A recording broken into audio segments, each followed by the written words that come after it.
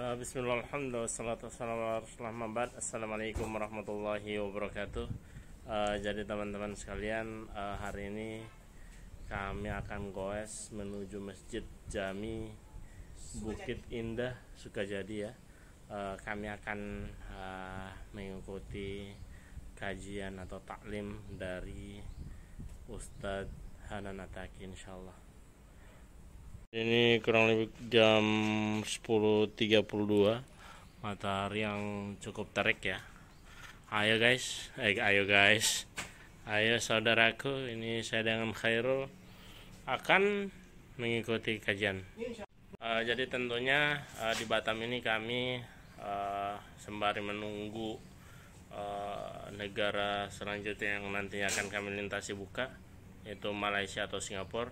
Kami akan mengisi kegiatan-kegiatan positif berupa taklim, silaturahmi sama teman-teman komunitas-komunitas, silaturahmi sama para ustadz di sini, tentunya untuk mengambil manfaat, untuk mengambil nasihat-nasihat dari mereka, insyaallah.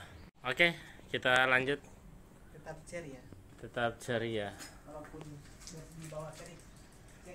Jadi kata Khairul tetap ceria walaupun.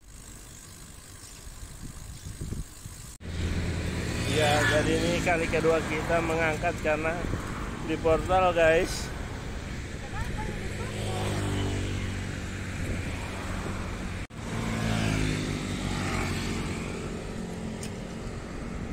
Tabrak oto.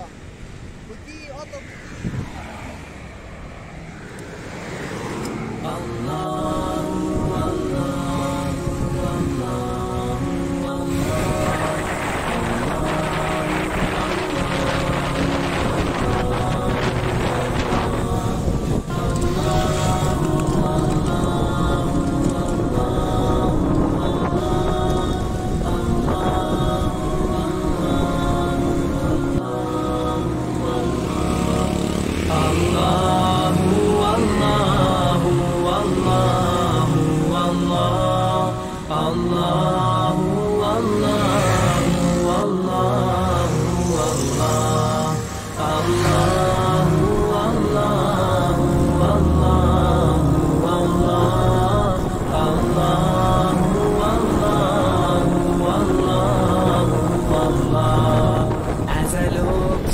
Nature's beauty dazzle their mind, knowing everything falls on you, the Lord Most High. الله الذي يهدينا جميعا، الله الذي نعتز به جميعا. الله الله الله الله الله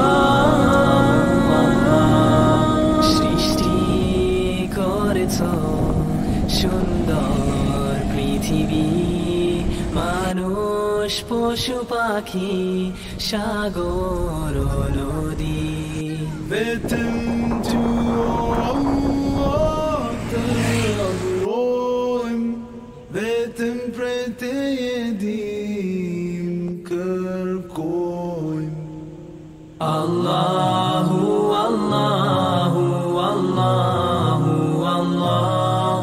Allahu Allahu Allahu Allah.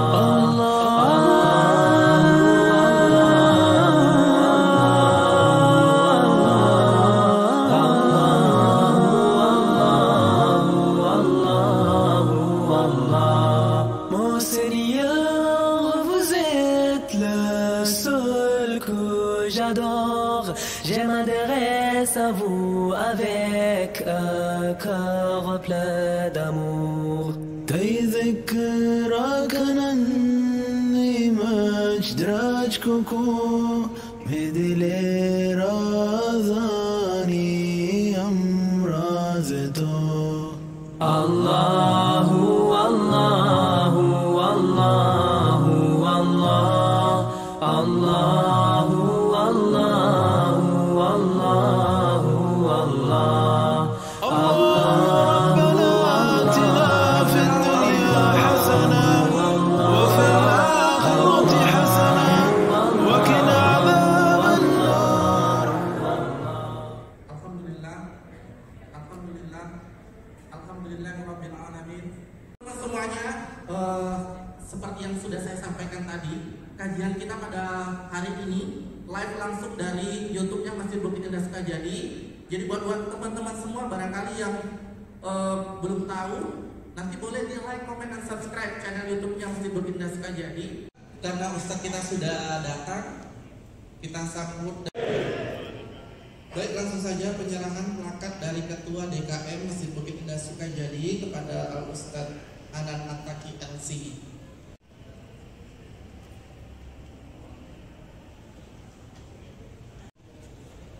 Berikutnya penyerahan plakat dari Al Ustadz Hanan Attaqi kepada Ketua DKM Masjid Bukit Indah Sukajadi. Boleh Pak, sekali lagi.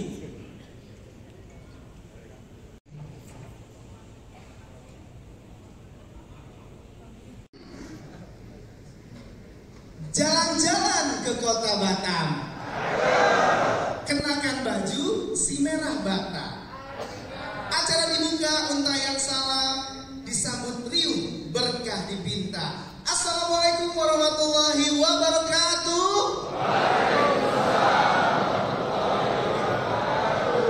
Alhamdulillahirabbil alamin. Teman-teman milenial semuanya, saya Buni Hasbian. Selamat datang dalam rangkaian acara Tabligh Milenial di Batam bersama guru kita Ustadz Hanan Attaqi. Dan pastinya acara hari ini dipersembahkan oleh komunitas Cinta Sholawat yang bekerjasama dengan DKM Masjid Bukit Indah Sukajadi Batam, dan juga teman-teman sahabat hijrah yang hari ini sedang milad, betul, yang keempat ya. Yang paling jauh dari Kota Batam, ada yang dari luar pulau mungkin, siapa? Gorontalo. Dari mana? Dari mana Mas? Jakarta tapi sudah tinggal di Batam ya. Jangan bohongi MC ya. Dosa dalam masjid ya. Siapa yang paling jauh ada? Dari mana Bang? Gorontalo. Gorontalo. Tapi sudah tinggal di Batam berapa tahun? Apa dia? Dari Gorontalo ngapain di Batam jauh-jauh ya? Kita tanya. Sini dapat hadiah. Ini ada hadiah CD tilawah dari Ustadz Hanan Attaqi. Assalamualaikum. Waalaikumsalam warahmatullahi wabarakatuh. Dengan abang siapa namanya? Alhamdulillah dengan Khairul Mati, saya dengan sahabat saya. Nggak nanya saya. Dengan siapa? Nanyanya nama siapa ya? Nggak bisa nanya ya. Dengan sahabatnya ada di sebelah sana ya. Oke. Dari Gorontalo. Alhamdulillah dari Gorontalo. Ada keperluan apa di Batam? Kebetulan kita sepedaan. Oh, lewat laut. Nggak boleh tepuk tangan ya. Mohon maaf ya. Nggak boleh tepuk tangan ya di masjid. Adabnya sekali lagi dimohon nggak boleh tepuk tangan. Kalau yang pengen tepuk tangan boleh dulu ya. Tepuk tangan yang puas, nanti bisa masuk lagi ya. Jadi di masjid mohon sekali lagi tanpa mengurangi rasa hormat kami. Oh, luar biasa ya. Hari ini kebetulan sepedahan, terus tahu ada acara Tabligh Milenial, betul? Betul sekali. Dan alhamdulillah berjodoh dengan Ustadz Hanan Attaqi ya. Selamat menikmati kajian hari ini. Mohon maaf banget ini udah berkeluarga apa gimana? Alhamdulillah saya sudah berkeluarga tapi belum beristri. Alhamdulillah. Uhti, ada yang ngerti nggak maksudnya gimana Uhti ya? Saya sudah berkeluarga tapi belum beristri. Oh, jadi cuma hanya punya orang tua gitu. Oh, Ukti naik sepeda dari Gorontalo, silakan. Ini nyalinya luar biasa ya. Ukti pengen dapat orang Batam? Kalau diberikan oleh Allah Subhanahu wa taala. Oh, masya Allah. Ukti, ada yang berminat silakan hubungi panitia ya. Ini luar biasa sekali sahabat saya ini ya. Biasa sepedahan soalnya kan. Oke, selamat ya. Oke, terima kasih, silakan untuk kembali menikmati juga. Dan juga kami hormati bapak-bapak yang sangat luar biasa, orang tua, alim ulama, tokoh masyarakat. Alhamdulillah. Masya Allah. Jadi ini dapat rezeki orang jomblo ya. Anak jomblo ya. Masya Allah. Yang mau siapa? Oh, ini kasih dong, kalau bapak harus dikasih. Mau bapak? Sidi tilawah usaha nanti keren banget. Oke, bapak namanya siapa? Sebentar harus ngobrol sama saya. Abang, wakil ketua DKM, maaf ya, saya nggak tahu, kan? Saya nanti bisa itu. Satu lagi Pak ya, jangan marah ya Pak ya. Saya bercanda Pak tadi Pak ya, oke. Ada lagi yang mau? Alhamdulillah ketemu dengan orang Gorontalo lagi. 9 bulan ya. Saya ucapin terima kasih. Ini ada banyak sekali yang sudah support ya. Ini harus teman-teman juga harus terima kasih sama beliau-beliau ini sehingga terselenggaranya acara pada hari ini. Sekali lagi terima kasih. Yang pertama untuk PT Helcom Batam, kemudian terima kasih untuk PT Vortex Technology Batam. Terima kasih. Bismillahirrahmanirrahim. Robbi Jidni Ilma Warjuti Fahma. Kami persembahkan untuk Anda Tablik Milenial bersama guru kita Ustaz Nataki kami. Assalamualaikum warahmatullahi wabarakatuh.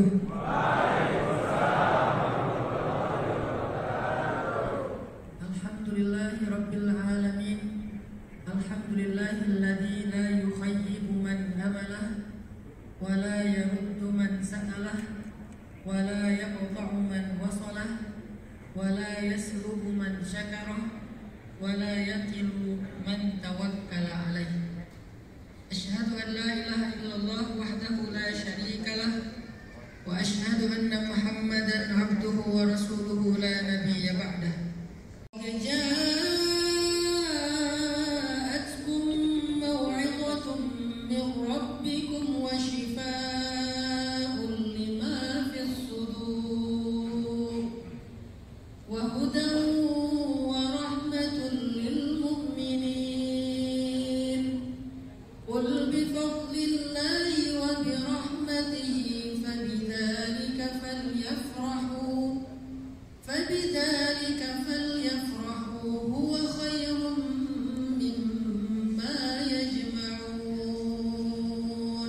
Shadaqallahu adzim. Motivasi sedikit tentang menjadi pemuda muslim itu. Karena sejak awal saya pulang dari Mesir tahun 2006, fokus dakwah saya itu sejak itu adalah untuk segmentasi anak muda. Karena itu adalah amanah dari dosen saya ketika masih kuliah di Mesir. Kata dosen saya, kamu nanti kalau pulang ke Indonesia, dakwahnya gak usah kemana-mana, fokus aja sama anak muda. Dan qadarullahnya ketika sampai di Indonesia, saya menetap di Bandung. Maka sejak saat itu saya terus berpikir bagaimana cara mendakwahi anak muda Indonesia. Saya bikin riset-riset sederhana untuk mapping dunia anak muda itu seperti apa. Anak muda itu terbagi kepada berbagai macam model atau berbagai macam komunitas. Segmentasinya itu seperti apa. Sehingga dari tahun 2006 sampai tahun 2014 saya masih dalam proses mapping. Sehingga akhirnya kita menyimpulkan anak muda Indonesia itu terbagi kepada 4 segmentasi. Saya nyebutnya 4 ring anak muda. Ada ring 1, ada ring 2, ada ring 3, ada ring 4. Ring 1 adalah anak muda yang udah aktif di masjid ataupun di kampus dalam berbagai macam kegiatan-kegiatan dakwah. Muncul namanya remaja masjid, muncul rohis, muncul komunitas-komunitas dakwah sekolah dan kampus. Itu adalah ring 1. Sebelum 2015 Yang paling sering terlihat di masjid hanya ring ini. Belum ada ring 2 dan ring 3. Dan jumlah mereka nggak terlalu besar. Masjid-masjid masih sepi dari anak muda. Kalau ada pengajian di masjid, biasanya yang hadir itu yang sepuh-sepuh. Sehingga materi favorit itu adalah tentang sakaratul maut. Walaupun anak muda juga perlu membahas tentang bab kematian, tetapi identiknya dengan yang sepuh-sepuh. Sekuler, liberal. Kalau liberal itu lebih kepada pemikiran, kalau kriminal itu lebih kepada perilaku atau hal-hal yang sifatnya fisik. Nah, yang paling banyak segmentasi anak muda menurut riset sederhana saya waktu itu adalah ring 4 dan ring 3. Ring 2 dan ring 1 ini sedikit, dan yang berdakwah kepada mereka itu banyak. Narasi-narasi dakwah untuk mereka itu banyak. Kalau bahas tentang masalah pacaran, maka bahasa ring 1 pacaran itu haram. Bahasa ring 2 udah putusin aja. Bahasa ring 3 jomblo fisabilillah. Jadi beda bahasa nih. How to say-nya tuh beda antara satu ring dengan ring yang lain. Sehingga akhirnya saya memantapkan hati untuk fokus dakwah anak muda dan memilih ring 3. Kalau ring 4 ini terlalu ekstrim. Saya belum pede waktu itu. Ring 2, ring 1 nggak butuh saya. Udah banyak ulama-ulama yang lebih hebat yang mendidik mereka di masjid-masjid. Ngumpulnya di masjid, di mimbar, di mihrab, di tempat-tempat kajian.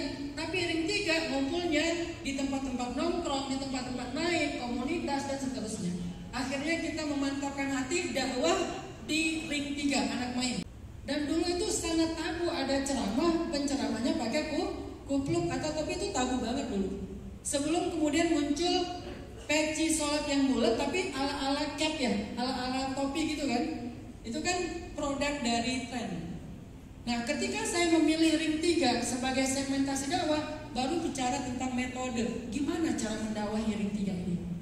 Ini sekalian saya berbagi sama teman-teman sahabat hijrah dan anak-anak komunitas dakwah lain, biar sedikit terbangun brainstorming tentang gimana kita berdakwah kepada teman-teman kita. Saya mencari metode tuh, setelah segmentasinya udah jelas, baru sekarang memilih metodologi yang pas. Apakah saya bikin taklim? Oh, itu ternyata metodenya ring 1. Apakah saya itu ring 2? Apakah saya bikin pesantren? Itu metodenya ring 1. Karena ring 1 itu adalah kaderisasi calon dai, calon ulama.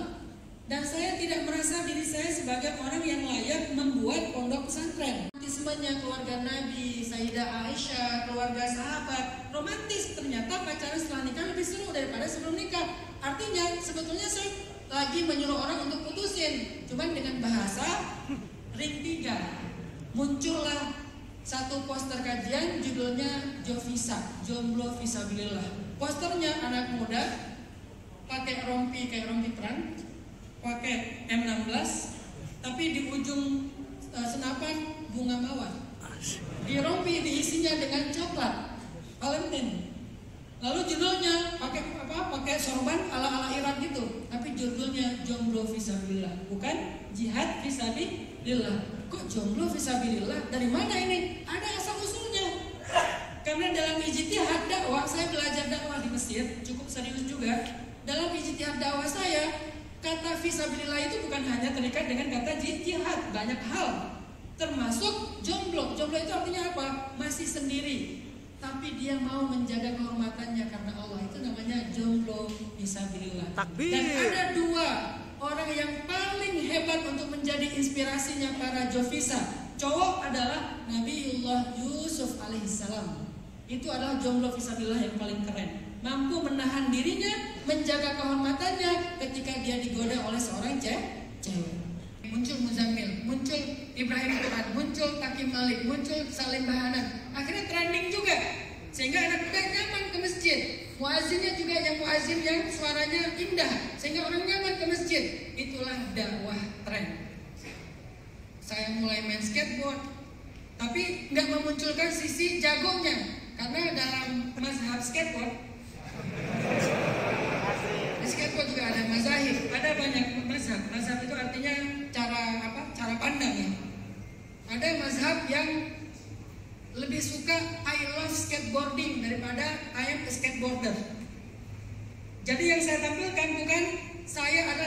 skateboard bukan, tapi saya suka skateboard.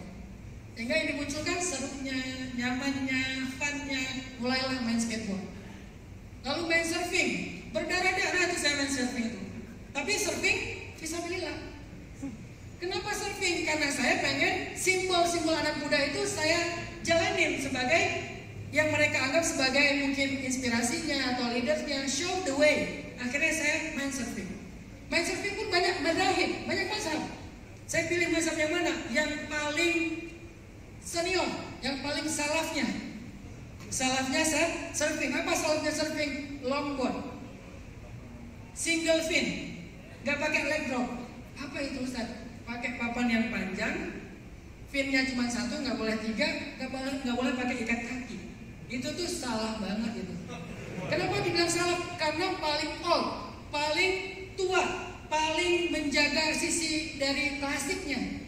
Lalu nggak boleh pakai baju renang yang ketat, yang kayak baju nyelam, nggak boleh.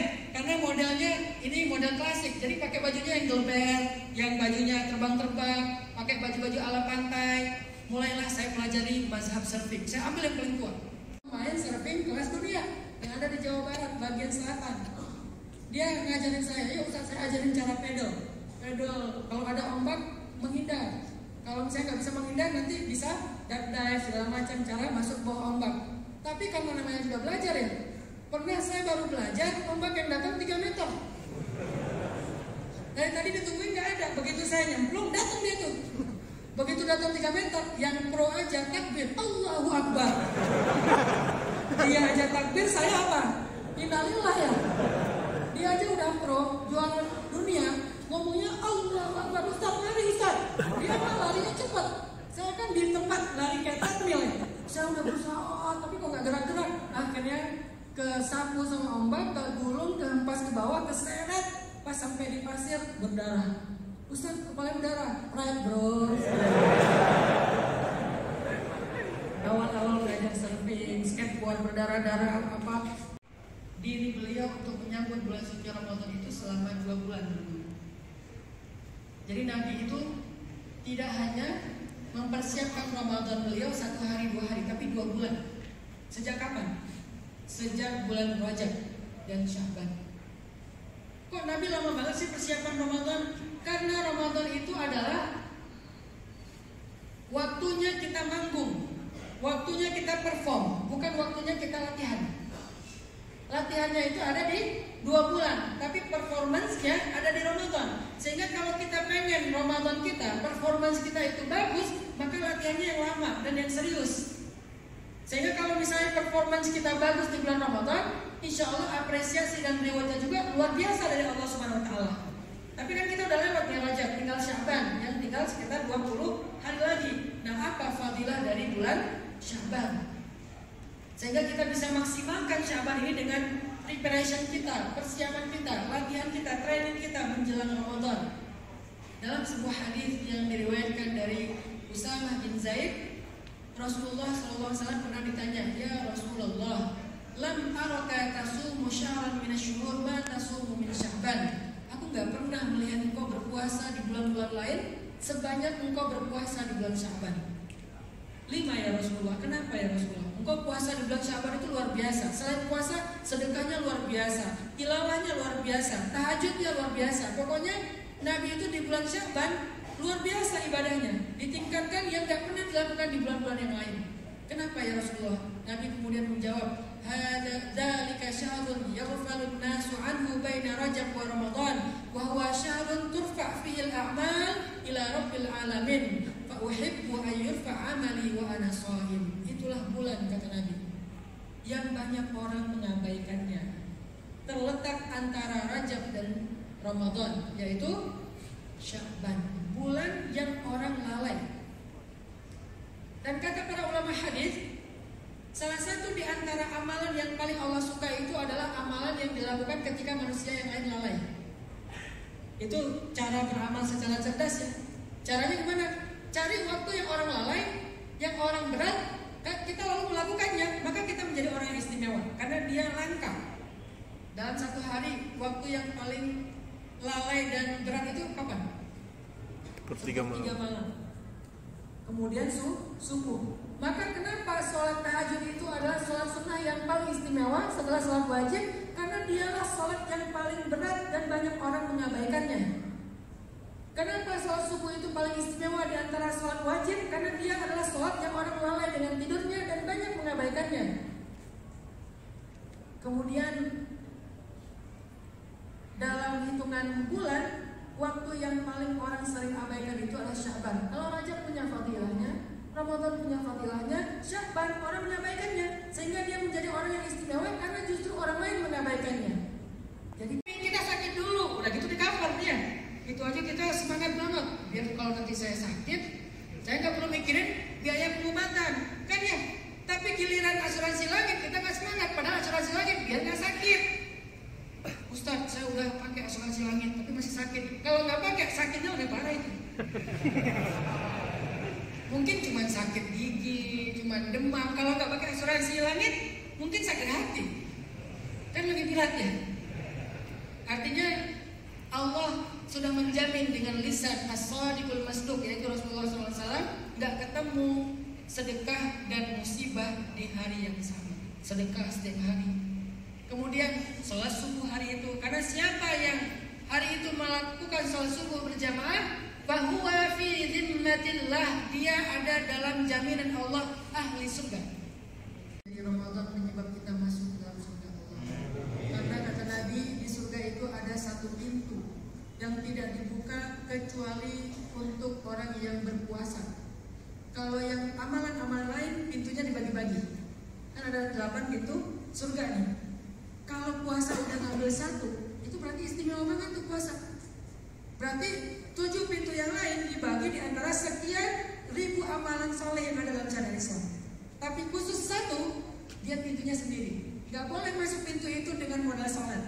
Gak boleh masuk pintu itu dengan modal sedekah. Gak boleh masuk pintu itu dengan modal bahkan jihad. Karena dia ada pintu yang lain yang berbagi dengan amalan-amalan yang lain. Tapi khusus pintu ini yang masuknya adalah orang yang ini shaim, saya yang berpuasa. Sehingga kalau orang yang berpuasa sudah masuk semua lewat pintu itu, maka pintu itu akan ditutup rapat dan tidak dibuka lagi untuk amalan-amalan yang lain. Saking istimewanya puasa. Walaupun nanti kalau kita bahas bab 2 poin besar. Yang pertama, yuk kita program dakwah kita secara serius untuk anak muda. Kalau ada yang mau belajar, yuk sama saya bisa sharing. Kalau nggak bisa di sini, datang ke Bandung. Yang kedua, jadikan Sya'ban ini sebagai bulan latihan semua kebaikan yang akan kita lakukan di bulan itu. Barakallahu fiikum. Masya Allah, tabarakallah, jazakallahu khair gurunda kita.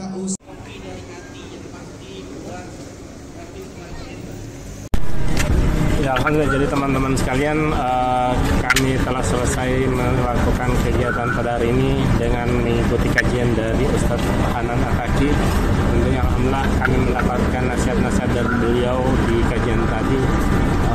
Ada satu pesan dari beliau bahwa perjalanan ke Mekah itu atau perjalanan umroh itu merupakan bukan siapa yang mampu, tapi siapa yang dimampukan oleh Allah Subhanahu wa taala. Dan insyaallah kita selalu berdoa kepada Allah Subhanahu wa taala agar kita semua dimampukan oleh Allah Subhanahu wa taala bisa ke Baitullah bersama-sama. Dan tentunya insyaallah kami selalu bersyukur kepada Allah Subhanahu wa taala atas nikmat yang Allah berikan kepada kita di hari ini dan hari kemarin, insyaallah dengan nikmat yang Allah berikan di akhirat esok. Jadi demikian perjalanan kita pada hari ini. Terima kasih. Assalamualaikum warahmatullahi wabarakatuh.